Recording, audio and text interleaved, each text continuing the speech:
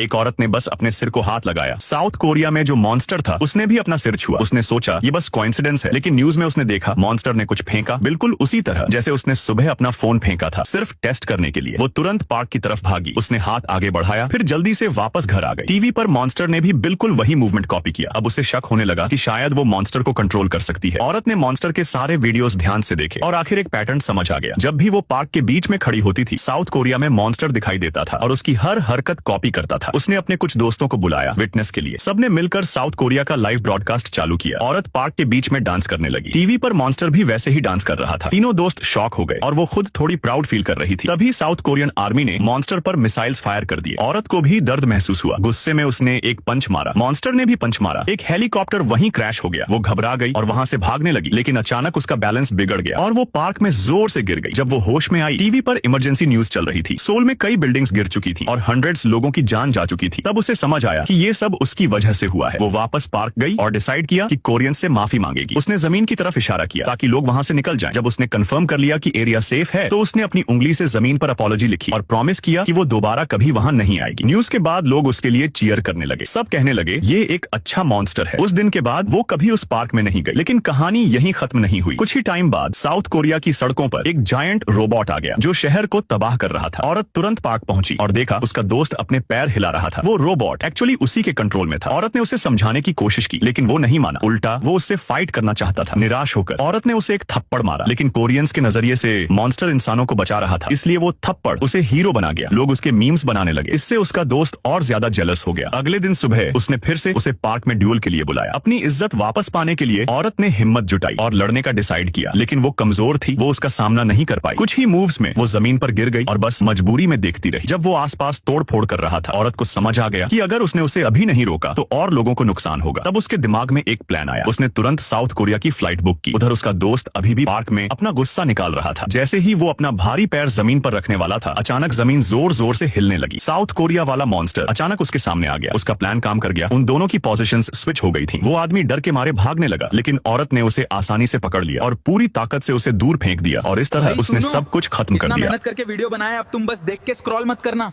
Like कर दो, share कर दो, फॉलो भी कर लो, वरना रात को नोटिफिकेशन नहीं, मैं आऊंगा सामने में।